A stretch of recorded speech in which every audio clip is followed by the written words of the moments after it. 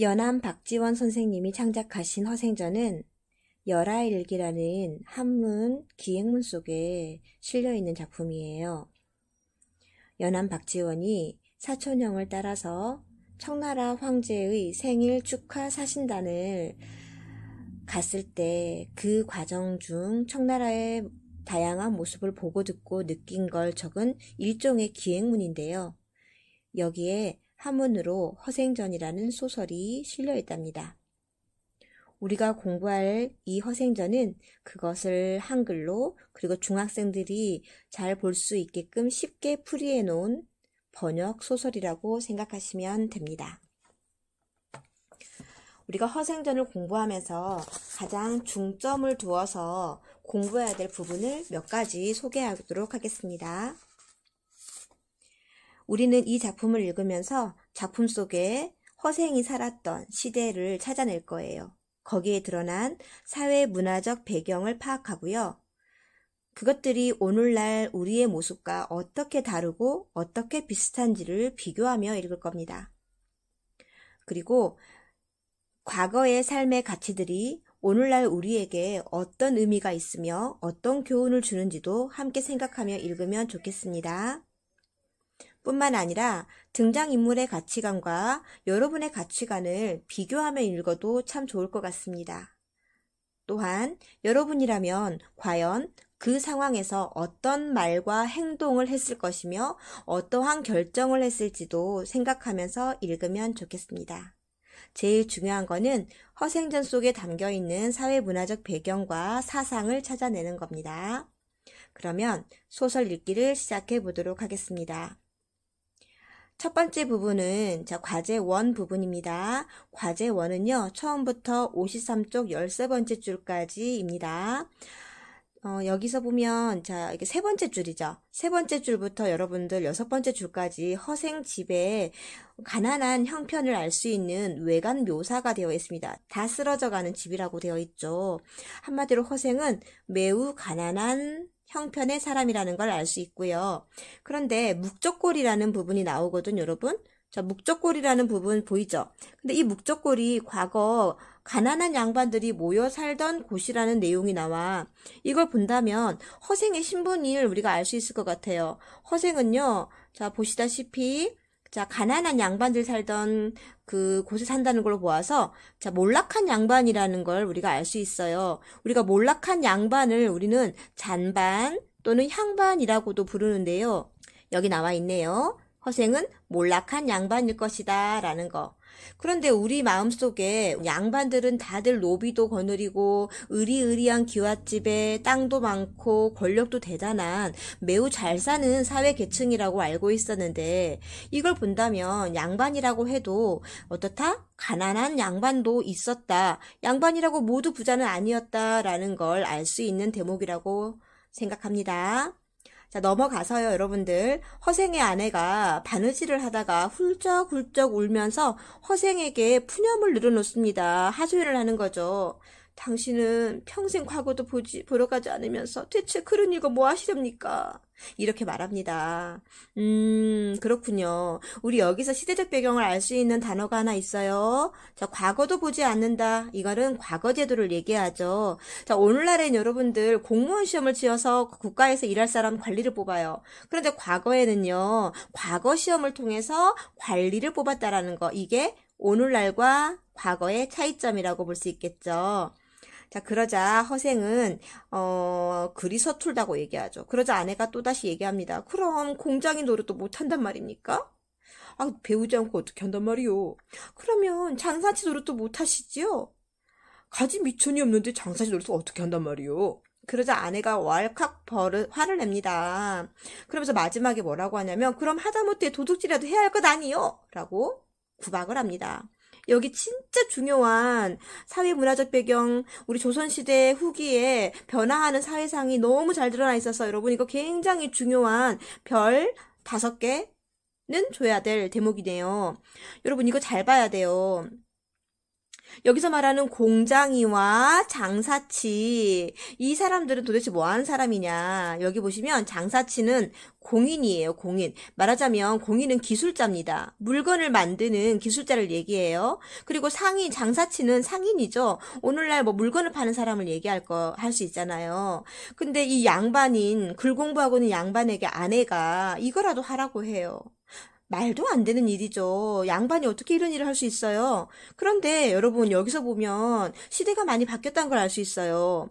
양반일지라도 여러분들 가난하면 기술직이라도 먹고 해야지만 먹고 살 수 있는 시대가 왔다는 거예요. 그만큼 시대가 변했다라는 걸 얘기하죠. 자, 조선 후기 급변하게 변하는 신분제도가 흔들리고 있는 그 현장이 여기에 고스란히 담겨 있다고 볼 수 있습니다. 자, 여러분 잘 보셨죠? 여기 굉장히 중요한 사회문화적 배경이 나와 있어요. 양반이라도 먹고 살기가 힘들면 그들이 무시했던 그런 일들이라도 하고 살아야 한다. 게다가 여러분 도둑질까지 하라고 와이프가 얘기합니다. 이게 진짜 와이프가 허생 보고 도둑대라는 얘기일까? 그 말은 아닐 거예요. 근데 그만큼 지금 허생 집이 곧 굶어 죽기 일보 직전이란 얘기죠. 이걸 잘 볼 수 있겠고요. 그리고 여러분 또 쌤이 아까 빼먹은 부분이 있네요. 자, 허생은 너무 글리기만 좋아해요. 그래서 그 집 실질적인 가장이 누굽니까? 누가 먹여 살려요? 아내죠. 자, 아내가 뭘로써? 삭바느질을 해서 겨우겨우 그날 입에 풀칠하며 산답니다. 굶어 죽지 않을 정도로. 자, 이 삭바느질이 뭐냐면, 자, 옛날에는 여러분 재봉틀이나 이런 게 없었죠. 바느질로 옷을 만들어 입었거든? 그때 삭이라는 거 뭐냐면, 남의 심부름으로 다른 사람들 주문을 하면 그 주문을 받아서 옷을 만드는 일을 했다란 얘기예요. 그걸로 아내가 생계를 근근히 이어가고 있었단 얘기예요. 그럼 당연히 아내가 화가 날 수밖에 없지. 안 그래? 자, 허생의 아내가 허생에게 역정을 낸 까닭은 당연히 가장이란 사람이 글리기만 몰두해서 집안 살림에는 전혀 관심이 없으니 화가 난 거죠. 아무리 열심히 허생의 아내가 노력을 해도 가난한 상황에서 벗어나지 못하는 거잖아요. 그래서 아내는 화가 났던 겁니다.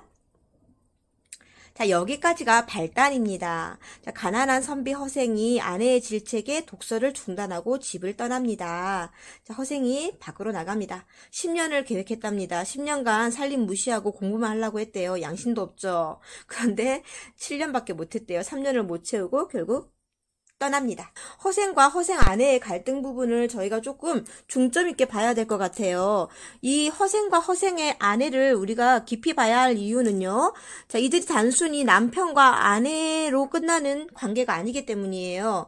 자, 작가가 소설을 쓸 때는 등장인물을 만들죠. 그 인물들은요, 단순히 개성적인 인물만 만드는 건 아니고요. 어떠한 사회 계층을 대표할 전형적인 인물로서 만들어내기도 하거든요. 자, 허생과 허생의 아내의 대화를 통해서 그들은 각기 어떤 계층을 대변하고 어떤 사람들인지를 한번 보도록 하겠습니다, 여러분. 자, 볼까요? 자, 허생은요, 여러분들, 자, 경제적으로 어떻죠? 자, 이 사람은 가장입니다, 가장. 자, 우선 한 집안의 살림을 맡아서 돈을 벌어와야 할 가장입니다.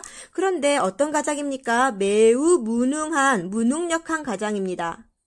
돈벌이를 하지 못해요. 생계에 관심이 없어요. 오로지 뭐만 하는 사람입니까? 글 읽기만 하는 사람입니다. 그런데 여러분 글을 읽었으면 어떻게 해야 돼요? 그 글을 가지고 벼슬을 한다거나 뭔가 과거급제를 한다거나 돈벌이 수단이 되어야 될 텐데 이 사람의 공부의 목적은 그게 아닌가 봐요. 오로지 뭐 합니까? 10년간 글 읽기만 몰두한다는 말은 이 사람의 글 읽기 목적은 자기 수양이라는 거예요. 자기 수양. 즉 지식을 쌓고 덕을 쌓는 거, 이게 바로 공부의 목적이라고 보는 거예요. 어떻게 보면 순수 학문이죠. 진짜 공부의 목적은 직업을 얻기 위한 것도 아니고 어떤 그런 출세하기 위한 목적이 아니라 자신을 닦고 덕을 쌓아서 훌륭한 사람이 되는 거, 좋은 사람이 되는 게 목적인 게 허생의 공부의 목적입니다. 반면 허생의 아내는요, 이 무능한 가장을 대신해서 생계를 책임지고 있습니다. 실질적 가장이죠. 그러면서 이 무능한 남편에게 뭘 요구합니까? 돈을 벌어오기를 요구합니다. 가장 노릇을 좀 하시오라고 하죠. 자, 그런데 이 부인이 하는 말 중에서 그러면 과거도 보지 않으면서 글을 읽어 무엇 하시렵니까? 라는 점에서 본다면 이 허생의 아내가 생각하는 공부의 목적은 결국 과거급제라는 거죠. 자, 과제 급제하면 벼슬을 받을 수 있어요. 벼슬을 받으면은 이제 녹봉이라는 걸 받거든. 월급을 받아요. 국가로부터. 그 월급이 뭐 현금일 수도 있고요. 뭐 쌀일 수도 있고요. 땅일 수도 있어요. 자, 그런 것을 받으면 당연히 먹고 사는 게 지장이 없겠죠. 그래서 아내가 원하는 건 그건 거예요. 근데 남편은 뻘소리 하고 있죠. 자, 이렇게 본다면 여러분들 잘 보세요. 이러한 걸 본다면 허생은 어떤 사람입니까? 학문을 매우 실용적인 학문을 하는 게 아니라 비실용적인 학문을 하고 있어요. 그리고 구체적이고 실질적인 학문이 아니고 매우 관념적일 뿐이에요. 관념적인 그런 성격을 지니고 있고요. 반면 아내는요, 돈벌이가 되어야 한다고 생각하는 거죠. 따라서 실용적인 생각을 가지고 있습니다. 그리고 자, 실리적인 성격을 가지고 있죠. 실질적 이익이 되는, 먹고 사는데 도움이 되는 그런 실리적 성격을 지닌 아내의 성격을 볼 수가 있습니다. 자, 그렇다면 여러분들 이거를 18세기 조선에 존재했던 어떤 두 사상으로 놓고 우리가 바꿔본다면 잘 볼까요, 여러분들? 허생의 생각은요, 당시 지배계층의 사상이었던 이성계가 주요 사상으로 기반으로 삼았던 성리학을 대변한다고 볼 수 있겠어요. 뭐라고요? 성리학, 그쵸? 성리학입니다. 하지만 허생의 아내의 생각은요, 실질적이고 실리적이어야 한다. 돈벌이가 돼야 되고 먹고 사는데 지장이 없어야 한다라고 생각하는 건 이건 바로 18세기 후반, 자, 실학자들의 생각이에요. 실학자들의 생각. 실학사상입니다. 실질적 학문과 성리를 공부한다. 그럼 여러분들 도대체 성리학이 뭔지도 우리가 좀 알아야 될 것 같은데 성리학이 뭘까요, 여러분? 아까 선생님이 말했을 때 성리학이라는 것은 조선을 세운 근간이라고 했잖아요. 성리학 진짜 관념적이라는 게 무슨 말이냐면 성리학은 여러분들 뭘 공부하냐면 자, 우주의 질서를 공부한답니다. 우주 질서. 이 우주 질서라는 게 여러분들 지금 말하는 뭐 수금지와 이런 거 아니에요. 뭐 우주가 있고 지구가 있고 이런 과학이 아니고요. 음양의 논리를 얘기합니다. 음이 있고요. 양이 있다. 뭐 이런 오행설 이런 걸 공부하는 우주 질서를 공부하고요. 또 눈에 보이지도 않는 사람의 마음을 공부하는 학문이랍니다. 마음이 눈에 보이나요? 안 보이죠. 근데 그걸 공부해요. 그래서 개인의 수양을 중요하게 생각하는 거야. 즉 공부의 목적이 출세가 아니라 자신의 어떤 마음, 인격을 갈고 닦는 수양의 목적이 있다라는 겁니다. 자, 여러분, 그럼 관념적이라는 게 도대체 무슨 말이냐? 어렵죠, 너무나. 당연히 어려워요. 눈에 보이는 단어가 아니에요. 밥, 쌀, 이건 눈에 보이잖아. 눈에 보이는 물건이잖아. 실체잖아. 그래서 우리는 밥이라 하면 바로 이해할 수 있지만 관념이라고 한다면 눈에 보이는 대상이 아니라서 매우 어려운 단어예요. 바로 관념이라는 건 뭐냐면 사람의 마음속에 나타나는 생각이랍니다. 마음속 생각을 관념이라고 해요. 그러니 어려울 수밖에. 그러니까 오로지 실제로 행하지 않고 마음속에서 생각만 하는 거예요. 생각에만 사로잡혀 있는 걸 우리는 관념적이다라고 말을 하는 겁니다. 그래서 자, 초반에 우리가 발단 부분에 나오는 허생은요, 참 재미있게도요, 성리학자들을 대변하고 있습니다. 누구? 성리학자들. 조선시대의 대표적인 선비들, 양반들의 생각인 성리학자의 모습을 고스란히 보여주고 있고요. 허생의 아내의 생각은요, 실학자들의 생각을 보여주고 있습니다. 두 그룹의 대립이라고 볼 수 있겠죠. 단순히 남편과 아내만의 갈등이라고 볼 수 없는 이유가 이겁니다. 자, 여러분. 그러면 우리 허생이 왜 일을 안 한지도 좀 알고 가야 돼요. 도대체 허생은 왜 일을 안 할까요? 사지 멀쩡한 남자가 뭘 해서라도 처자식을 먹여 살려야지. 우리 이게 일반적인 사람들의 생각이잖아요. 물론 오늘날에는 남자만 일하는 거 아니에요. 오늘날에는 여자들도 일할 수 있습니다. 그죠? 여자들도 일해야 되고요. 충분히 일할 수 있습니다. 그런데 옛날엔 또 그렇지 않았잖아. 그러면 허생이 도대체 공부만 한 이유가 뭔지 보겠습니다. 왜냐하면 여러분 신분제도가 그랬거든요. 옛날에는요, 여러분 선생님이 조선시대 신분제도를 간단하게 한번 설명해볼게요. 삼각형으로 그려볼게요. 여기 삼각형이 있어요.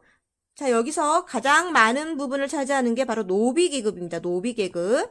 그리고 두 번째가 자, 상민입니다. 상민, 평범한 사람들. 그리고 세 번째가 중인입니다. 중인. 중간계급이겠죠? 그리고 제일 위에가 바로 양반계층입니다. 자, 이 중에서 여러분들, 양반들에게 지배를 받던 지배계층은, 자, 상민에서부터 노비까지가 바로 피지배 계층입니다. 즉, 지배를 받던 계층이에요. 그러면 중인과 양반은요, 이러한 상민과 노비를 지배하던 지배계층입니다. 권력자들이죠. 그런데 노비를 가리켜 우리는 또 신분으로 보면 천인이라고 해서요, 사람 취급도 안 했어요. 이 사람들은 물건이었어요. 그래서 사고 팔 수 있었어요. 천인, 천하다 이거죠. 그러면 상민부터 양반까지를 가리켜 또 양인이라고 했습니다. 양인, 보통 사람들, 자유가 있는 사람들, 양인이었어요. 자, 여러분, 그런데 여기 잘 보세요. 이 상민이 가장 사회에서, 이 조선시대에서는 매우 중요한 역할을 했어요. 왜냐면 상민이 있잖아. 실질적으로 우리 오늘날에 말하면 시민이에요. 시민. 시민들이 뭐 하죠? 세금 내서 나라가 운영되죠. 이러한 시민들의 역할을 했는데요. 무슨 일을 했냐면 이들이 주로 한 것은 세금을 내고요. 나라에. 그리고 군대를 갔다 왔어요. 전쟁이 나면 군인이 되어서 직접 나가 싸웠어요. 그러니까 실질적으로 엄청나게 중요한 역할을 했다고 볼 수 있어요. 그러면 이 상민들이 주로 업으로 삼았던 직업이 뭐였냐면 농업에 종사했고요. 그리고 수공업에 종사했어요. 물건 만드는 거, 장인들을 얘기해요. 그리고 마지막으로 상업에 종사했습니다. 물건을 사고 파는 거. 그 중에서 조선시대에는 농민이라고 하죠. 농민을 가장 우대했어요. 직업군에서. 상민들이 종사했던 직업이 세 군데였다면 농민을 가장 우대했고요. 가장 천시 여겼던 거는 상인이었어요. 상업. 장사하는 사람들을 가장 낮게 봤어요. 이 정도 기초 지식을 가지고 우리가 이 허생전을 읽어야만 이해가 된답니다. 자, 봅시다. 여러분, 그러면 사가 뭐였겠어요? 이게 신분제도인데요. 사는요, 당연히 선비겠죠? 농은요? 농민입니다. 공은요? 장인입니다. 수공업에 종사했던. 상은요? 상인이겠죠. 자, 그 중에서 허생은 지금 현재 사에 해당합니다. 선비입니다. 양반. 그런데 이 선비인 허생에게 와이프가 장인이 되거라. 물건을 상인이 봐라. 이렇게 요구한 거예요. 여러분, 시대가 변했는데 허생은 여전히 원래의 양반들이 하던 글리기에만 치중하던 자기 수양만 하던 여전히 사회 계층에서 살려고 하니까 이런 갈등이 벌어진 겁니다. 그런데 여러분들, 시대가 바뀌면서 양반들이 이제 공부만 할 수 있는 선비노릇만 하고 있는 시대가 아니게 돼버린 거예요. 왜냐하면 시대가 바뀌면서 양반 중에서 몰락한 양반들이 나오기 시작했거든. 몰락한 양반이에요. 잔반, 향반 등이 나오기 시작합니다. 원래 양반은 공부만 하고 또 나라에서 준 땅에서 자신들 노비들을 부려서 또는 소장농들을 부려서 농사를 짓게 하고 그들이 농사 지은 쌀로 배불리 밥을 먹고 그렇게 권력을 누리면서 살았던 계층이에요. 근데 그런 계층들이 망하면서 이렇게 모양만 선비일 뿐 실질적으로는 장사를 하든 농사를 짓든 아니면은 물건을 만들든 하면서 삶을 꾸려나가야 될 사회가 온 거예요. 그게 바로 조선 후기입니다. 즉 18세기를 얘기하는 겁니다. 16쪽 첫 번째 줄부터 17쪽 두 번째 줄까지 과제 2의 첫 번째 부분인데요. 한번 같이 보도록 하겠습니다. 자, 여러분들 사회문화적 배경과 오늘날과 다른 모습, 오늘날 우리의 삶에 어떤 영향을 미치고 있으며 우리가 본받을 만한 가치는 있는가, 나라면 어떻게 하며 살았을 것인가, 그런 걸 염두에 두고 읽으라고 했습니다. 자, 여러분, 허생이 집을 나옵니다. 와이프가 구박하니까 집을 나와요. 그리고선 어딜 가냐면 장안에서 가장 부자가 누구요? 라고 묻죠. 그래서 그 사람이 누구다? 변시성을 가진 사람이라는 걸 알게 되고 변부자 집에 갑니다. 그리고 인사하고서 한마디로 잘라 얘기하죠. 만냥만 빌려주시오 라고 하자. 변부자가 뭐라냐면 자, 그러시오 라고 하면서 만냥을 내줍니다. 이 만냥이 여러분 얼마나 큰 돈이냐면 오늘날의 수억에 해당한 돈이라고 해요. 그 정도의 값어치에 있는 돈을 대뜸 누군지 묻지도 않고 빌려줍니다.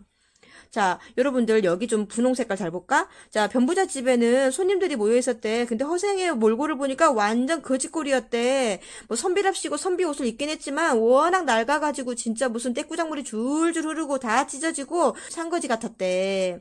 여러분, 이거는 여러분 우리가 뭘 봐야 되냐면 허생의 몰골이 있잖아. 결코 개인 허생의 모습이 아니라는 거야. 이 허생을 몰락한 양반들의 전형적인 인물로 생각해줘야 된다는 거야. 그 당시 몰락한 양반들 몰골이 이랬다라는 거지.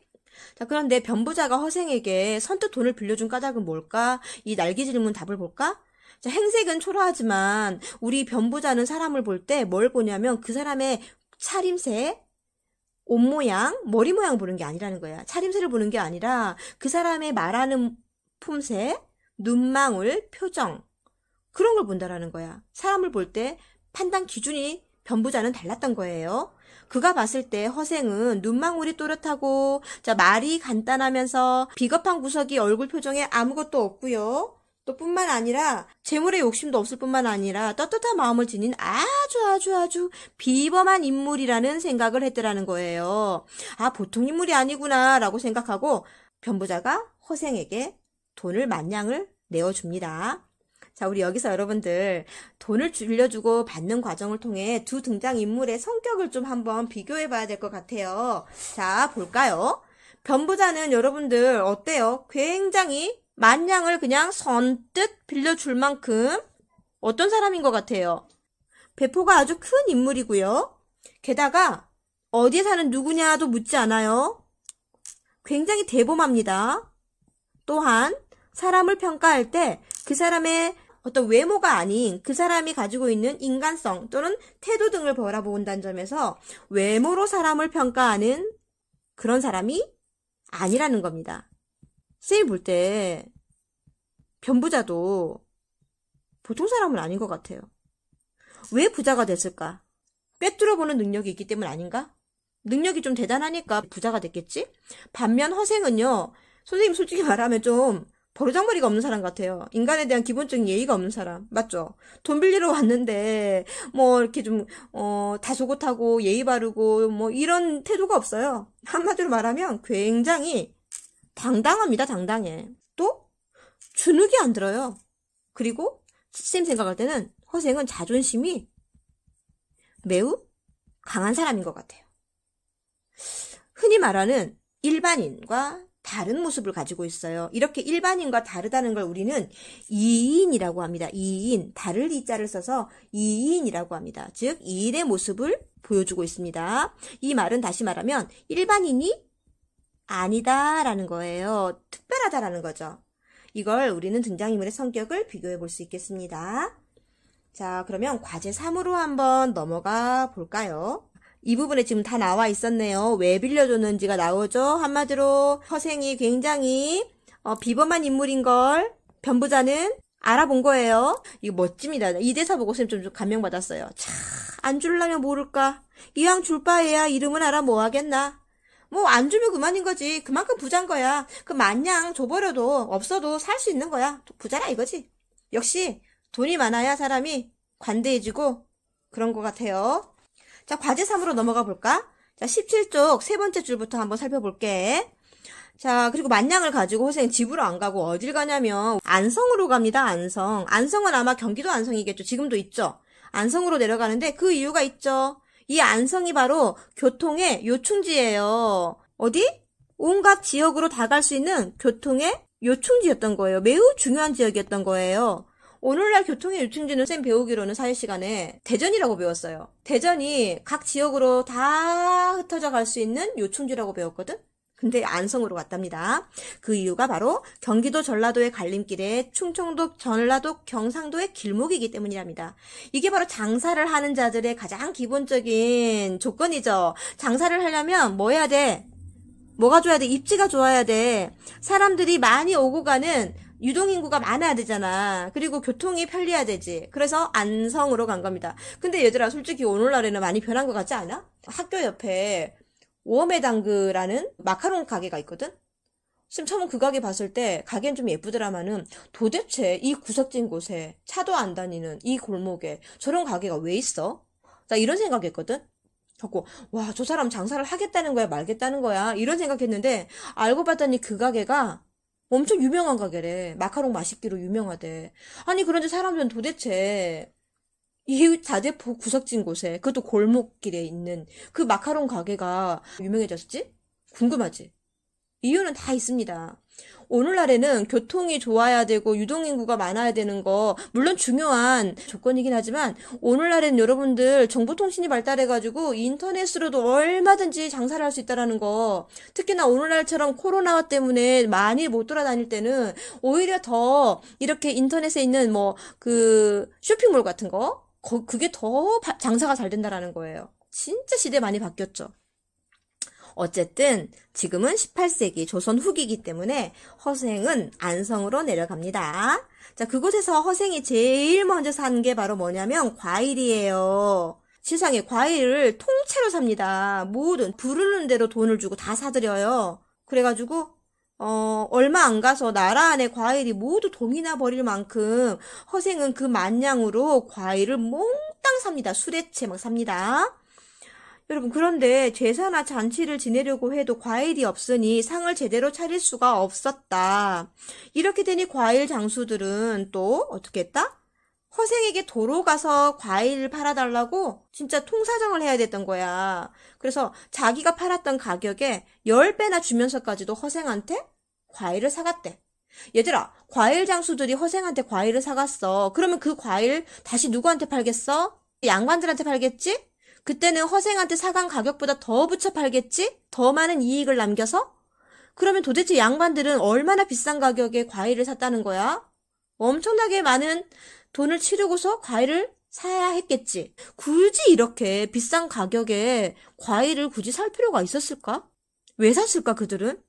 여기서 지금 허생이 과일을 공략한 이유가 바로 있었어요, 여러분. 자, 한 인물이 만냥을 가지고 과일을 샀는데 나라 안의 과일이 모두 동이 나버릴 정도로 경제 구조가 아주 취약했고요. 작았다라는 거예요. 그리고 한 사람이 물건을 독점하거나 사재기가 가능했다라는 거. 그만큼 경제 구조가 취약했다라는 거죠. 규모가 작고.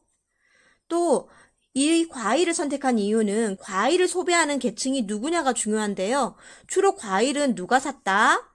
양반들이 샀다는 겁니다. 그 양반들이 이 과일을 어디에 썼냐면, 자, 잔치나 그리고 제사상에 놓았다는 거예요. 여러분, 없으면 다른 거 놓으면 되고 안 놓으면 되잖아. 근데 이게 없으면 제사장을 못 차린다? 아, 이 사람들은 그만큼 남에게 보이는 것을 중요한다. 즉, 형식과 예의와 예법을 중요하는 사람들이라는 걸 한눈에 알 수 있죠. 여러분들, 실질적 가치도 없으면서 겉으로 드러나는 것만 중요시하는 예절 예의와 같은 형식만 중요시하는 걸 우리 뭐라 하냐면 허례허식이라고 해요. 허례허식. 빌허자예요. 예의 예자에 빌허자고 빌허자에 비어있다라는 거야. 형식식자예요. 그러니까 다 텅 비어있다는 거지. 실체가 없다라는 거야. 실속이 없다라는 거. 예의만, 형식만 중요시한다라는 거. 이걸 가리켜 우리는 허례, 허식이라고 합니다. 자, 당시 양반들은 이처럼 허례허식 풍속에 익숙해져 있었어요. 자, 그러한 양반들의 모습을 비판하고 그러한 양반들의 속성을 잘 알고 있었기 때문에 허생이 첫 번째 물품으로 과일을 공략한 겁니다. 허허, 겨우 만냥으로 나라의 경제를 흔들어 놓았으니 이 나라 형편이 어떤지 알만하구나. 자, 이 대사 속에서 말하고 싶은 건 결국 조선 사회의 경제 구조가 매우 취약했다라는 거, 이걸 보여주는 대사라고 할 수 있습니다. 여러분, 우리가 또 하나 주목해야 될 게 허생이 과일 다음으로 고른 물품인데요. 그 물품이 뭐냐면 말총입니다. 말총. 허생이 제주도로 갑니다. 제주도에 잘 없는 물건을 사서 가요. 그리고 그 물건을 팔고요. 뭘 사냐면 말총을 삽니다. 결국 또 싹쓸이를 하죠. 사재기를 해댑니다. 그러자 또 얼마 못 가서 난리가 나죠. 말총 값이 엄청나게 뛰는데요. 이 말총으로 만드는 물건이 뭔지를 봐야 돼요. 말총으로는요, 갓과 망건을 만드는데요. 이것을 주로 사용하는 소비계층이 누구냐면 역시나 양반들이에요. 양반들이 망건을 쓰고 갓을 쓰잖아. 결국 양반들은 이게 없으면 또 밖으로 나다니질 못해. 왜냐면 내가 양반입네 하고 보여야 되는데 못하는 거지. 결국 이것도 뭐다? 양반들의 어떤 허영심, 허례허식을 비꼬는 그걸 자극할 만한 물품이라고 볼 수 있겠어요. 문제 나오네요, 여러분들. 허생이 왜 과일과 말총을 모두 골랐을까? 왜 샀을까? 이거죠? 바로 답은 이겁니다. 자, 과일과 말총으로 만든 각과 망거는 양반들이 주로 사용하는 물건입니다. 자, 이걸 사재기하며 허례의식을 중시하는 양반들을 상대로 큰 이익을 남길 수 있을 거라고 판단했기 때문입니다. 잔치는, 야, 먹고 살기 힘든 사람 잔치하겠냐? 아니지. 살만하니까 잔치하겠지? 이건 사치잖아, 사치. 그쵸? 이것들을 비꼬기 위해서였던 거죠. 자, 과제사로 넘어가 볼까? 19쪽 첫 번째 줄부터 19쪽 24번째 줄까지 과제 4-1. 이 말은 뭐냐면 과제사가 굉장히 분량이 많아서 선생님이 4-1, 4-2로 쪼개서 지금 설명한다는 얘기예요. 여러분, 허생이요. 매점매석으로 돈을 엄청나게 법니다. 그리고 나서 뱃사공에게 묻습니다. 빈섬이 없느냐라고 하죠. 아, 여기 섬이라는 건 여러분 잘 봐야 돼. 쌤이 생각할 때 섬이라는 곳은 의미하는 바가 굉장히 커요. 조선 안에 있는 땅이 아니라 바다를 건너 있는 빈섬이라는 거여서 아, 이거는 조선의 사회와는 약간 다른 또 떨어져 있는 교류가 없는 곳을 원하는구나 라는 걸 짐작할 수 있죠. 그러자 뱃사공이 빈섬이 있다라고 합니다. 그런데 엄청나게 좋은 땅이야. 세상에 기름져서 막 저절로 막 과일이 익어가고 온갖 동물들이 자유롭게 살고 있는 지상낙원이죠. 지상낙원 같은 그런 땅이 있다고 합니다. 그런 땅 있으면 진작 많이 가서 살았겠지. 비워놨겠어? 한마디로 가상의 공간인 거죠. 가상. 실제로 존재하는 땅이 아니고요. 가상의 공간이에요. 자, 그러자 허생이 그곳에 뱃사공과 함께 갑니다. 근데 단점이 있네. 진짜 좋아. 다 좋은데 딱 단점이 뭐냐면 땅이 좁아요. 허생이 가지고 있는 포부와 이 야망은 엄청난데 그 포부를 들어줄 만큼 땅의 넓이가 넓지 못하다는 게 단점이죠. 자, 그러면서 이제 허생이 변산에 갑니다. 어디로 간다? 자, 빈섬에서요. 전라도 변산으로 이동합니다. 자, 변산에는 떼도둑 때문에 골치가 아팠대요. 자, 떼도둑이 몇천 명이나 우글우글 거렸답니다. 자, 여기 볼까? 떼도둑이 1000명이나 됐답니다. 우글거리고 있었답니다. 그래서 군사를 뽑아서 얘들을 소탕하려고 하지만 도대체가 속수무책이었답니다. 또 그러면 반면에 도둑들은 이 군사들이 진을 치고 있으니 산속에 틀어박혀서 나오지도 못해서 굶어 죽기 일보 직전이었다라는 거야. 여러분, 이 부분 진짜 우리 중요하죠. 왜 도둑이 이렇게 많게 됐을까를 봐야 돼요. 여러분, 상식적으로 생각해봐. 먹고 살기 편하고 모두 잘 먹고 잘 사는 사회면 굳이 도둑이 나올까? 그럴 리가? 왜 그래? 살기 힘드니까. 먹고 살기 힘드니까. 그러니까 도둑들이 들끓는 거잖아. 맞죠? 그만큼 경제 사정이 좋지 못했다라는 것을 이 변산의 도둑대를 통해서 당시 사회의 분위기를 짐작할 수 있는 겁니다. 그리고 자, 도둑이 많다. 이 말은 첫 번째로는 여러분들 사람들의 먹고 살기가 매우 힘들었다. 살기가 힘든 사회다. 또 두 번째로는 여러분들 자, 도둑이 많으면 사람들이 안심하고 살 수 있겠어? 아니지. 불안하겠지. 삶이 불안했겠죠. 그러니까 치안이 열악했다. 자, 얘들아, 외국에는 밤늦게 못 돌아다닌다제. 그 이유가 치안이 안 좋아서 그렇대잖아. 막 강도가 나오고 이래서 막 못 돌아다닌대잖아. 그래서 사람들이 밤늦게 안 돌아다니고 집에 틀어박혀 있다지? 근데 우리나라는 안 그렇잖아. 치안이 좋으니까. 19쪽 25번째 줄부터 보겠습니다. 그럼 너희들은 아내가 있느냐? 응? 없어. 그러면 논밭은? 논밭 있고 마누라 있으면 도둑질은 왜 해? 이 대사를 좀 봐야 돼요. 이 대사가 진짜 중요하죠, 여러분들. 너무 중요합니다. 왜냐면 이 도둑들의 정체가 무엇인지 알 수가 있거든. 도둑의 정체를 살펴보도록 하겠습니다. 처음부터 태어났을 때부터 도둑질할 수 있는 능력이 뛰어나서 도둑이 된 사람들이 아니고 사실 이 사람들은 아내도 없고 농사지을 논밭도 없고 이런 땅이 없다 보니까 농토를 잃어버리니까 살 길이 막막한 사람들이었다는 거야. 그걸 좀 봐야 돼. 자, 이 도둑들은 한마디로 말하자면 농토를 잃고 살 길이 막막하여 도둑이 된 농민들이에요. 즉 말하자면 양인이었어요. 양인. 즉 상민이었죠. 그런데 농사를 지을 수가 없는 거야. 그러니 도둑이 될 수밖에 없었어. 그러자 허생은 그 사람들을 구제해 주려고 마음 먹습니다. 돈을 주겠다고 오라고 하죠. 그러자 도둑들은 비웃습니다. 왜 비웃겠어? 안 믿었으니까. 별 이상한 남자가 와가지고 이상한 소리를 하니까 그 말을 믿을 수가 없지. 믿지 않았죠. 하지만 여러분들 믿져야 본전이죠. 진짜로 한번 가봅니다. 혹시나 싶어가지고 가봤더니 세상에 진짜로 배가 있더라는 거야. 그리고 엄청나게 많은 돈이 거기에 있더라는 거야. 그러자 그들은 우리 허생한테 뭐라고 부릅니까? 장군님이라고 부르죠. 자, 장군님 하면서 예를 갖추고 인사를 넙죽넙죽 합니다. 자, 허생이 말합니다. 너희들 인간답게 살게 해줄게. 너희 여기 살아봤자 이미 너희 도둑의 명단에 다 올랐으니까 평범한 삶을 못 살아. 그러니까 너희들 나랑 같이 섬에 가자. 내가 거기 가면 잘 먹고 잘 살 수 있게 해줄게. 라고 얘기하죠. 그러면서 어느 날 몇 날 며칠까지 두 가지를 갖추고 오랍니다. 하나가 여자고요. 두 번째가 소입니다. 여자는 왜 필요해? 여자가 필요한 이유는 가정을 이루라는 거죠. 즉, 사람이 가장 기본적으로 안정된 삶을 살기 위해서는 가정을 이뤄야 되고, 그래야만 안정된 삶을 살 수 있기 때문에 가정을 이룰 수 있는 여자를 데리고 오라고 합니다. 소는 왜 필요해? 소는 여러분들 농사를 짓기 위해서죠. 즉 말하자면 이 사람들은 원래 농민이었기 때문에 새로운 나라에 가서 농사를 지어서 먹고 살아라 라는 거예요. 이거는 그 당시 사회가 어떤 사회였다? 농업을 주로 삼은 사회였다는 것을 보여주는 대목이라고 할 수 있겠어요. 자, 그래서 이제 우리 허생은요. 조선 땅의 도둑 때문에 골머리를 썩었는데 허생이 그 도둑들을 몽땅 이끌고 섬으로 갑니다. 그러자 나라 안이 하루아침에 조용해졌다고 합니다. 와우, 조선시대, 조선사회의 문제점을 해결해줬네, 한 방에. 자, 섬에 들어가서요, 나무로 집을 짓고요, 그리고 금세 마을이 만들어졌습니다.